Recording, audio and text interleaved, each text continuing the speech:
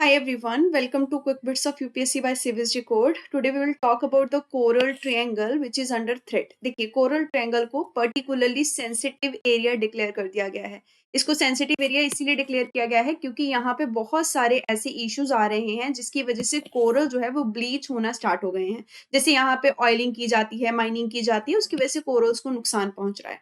तो क्वेश्चन ये है कि डिक्लेयर कौन करता है पर्टिकुलरली सेंसिटिव एरियाज को। देखिए ये डिक्लेरेशन आईएमओ यानी कि इंटरनेशनल मैरीटाइम ऑर्गेनाइजेशन के द्वारा किया जाता है। और कोरल ट्रायंगल कहाँ पे लोकेटेड है, कितनी कंट्रीज इसमें कवर होते हैं जिनको डिक्लेयर कर दिया गया है पर्टिकुलरली सेंसिटिव एरियाज में, तो आप यहाँ काउंट करेंगे तो टोटल 6 कंट्रीज हैं आपके जो कि डिक्लेयर किए गए हैं। ये 6 कंट्रीज हैं Malaysia, Indonesia, Philippines, Timor Leste, Papua new Guinea और सोलोमन आइलैंड।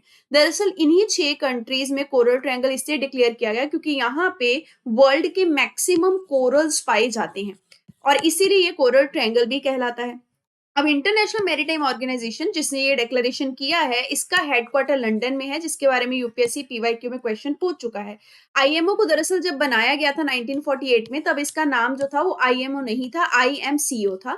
बाद में इसको यूनाइटेड नेशन की एजेंसी बना दिया गया और बाद में इसका नाम भी बदल दिया गया, इंटरनेशनल मैरीटाइम ऑर्गेनाइजेशन कर दिया गया। तो जो आपके कोरल ट्रायंगल है, यहाँ आप जितनी कंट्रीज देख रहे हैं ये साउथ ईस्ट एशियन कंट्रीज है मैक्सिमम, और ये वेस्टर्न पैसिफिक ओशन में लाई करते हैं। तो कोरल ट्रायंगल भी आपका वहीं पे लाई करता है।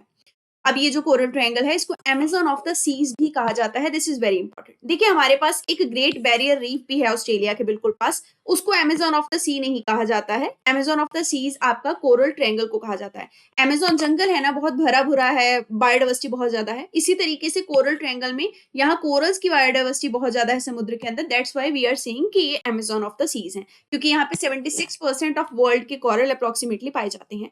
अब इसी ट्रायंगल पे शिपिंग हो गया, ऑयल और गैस एक्सप्लोरेशन हो गया, इसकी वजह से कोरल्स को नुकसान पहुंच रहा है।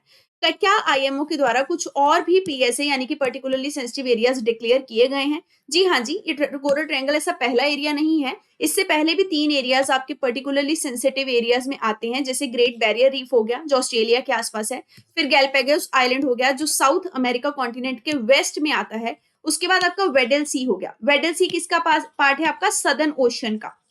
सदर्न ओशियन तो आप सब जानते हैं अंटार्कटिक के पास है। अच्छा, हमारे वर्ल्ड में टोटल कितने ओशियन हैं? हमारे पास 5 ओशियन है वर्ल्ड के, राइट? तो 5 ओशियन के नाम जरा आप कमेंट सेक्शन में बताइएगा। उनमें से एक आपका सदर्न ओशियन है जहां पे वेडल सी पाया जाता है।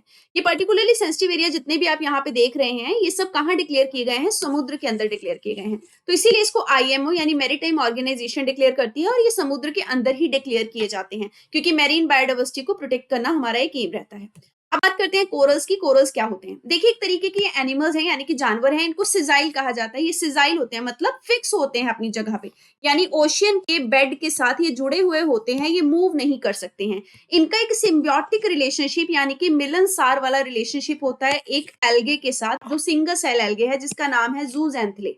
अब ऐसे मानिए कि ये आपका कोरल है और फिर इसके अंदर आपको जूजेंथले नाम का एल्गे मिलेगा। तो एल्गे क्या करेगा? क्योंकि एल्गे फोटोसिंथेसिस कर सकता है, तो एल्गे क्या करेगा? फूड तैयार करेगा। इसको क्या देगा? कोरल को फूड देगा जो उसे चाहिए होगा, क्योंकि सिजाइल है कोरल तो हिल पाएगा नहीं, तो जूजेंथले उसको दे देगा फूड। और जूजेंथले को बदले में क्या मिलेगा कोरल से? उसको मिलेगा प्रोटेक्शन। तो इसीलिए कहते हैं सिम्बायोटिक रिलेशनशिप है, मतलब लेन देन का अच्छा खासा रिलेशनशिप है और अच्छे से दोनों जो है वो काम करते हैं। ये जो एल्गे है कोरल को फूड और न्यूट्रिएंट देता है और फोटोसिंथेसिस करके ये सब प्रोवाइड करता है, क्योंकि एल्गे ही सनलाइट को यूज कर सकता है। इसके अलावा जो कोरल्स होते हैं वो क्या करते हैं? आराम से प्रोटेक्शन देते हैं उसको। कोरल अपने छोटे छोटे जो टेंटेकल लाइक हैंड्स होते हैं उनसे फूड को कैच करते हैं और फिर उसको अपने माउथ में लेके कैप्चर करते हैं।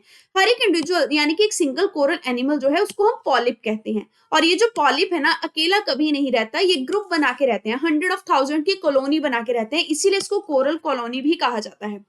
तो इसका मतलब किसी भी एक कोरल पॉलिप को नुकसान नहीं हो रहा है उस पर्टिकुलर एरिया में ऑयलिंग से, माइनिंग से, पूरे के पूरी कॉलोनी को नुकसान हो रहा है। कोरल जो है उनको आप 2 कैटेगरी में बांट सकते हैं, या तो हार्ड कोरल या सॉफ्ट कोरल। आपके जो हार्ड कोरल होते हैं ना, यही रीफ बनाते हैं। रीफ माने पत्थर जैसा स्ट्रक्चर मानिए, पर ये पत्थर नहीं होता, ये कोरल के बचे हुए जो स्केल्टन्स होते हैं, जब वो मर जाते हैं वो स्केल्टन का ही पूरा एक पहाड़ जैसा एरिया होता है।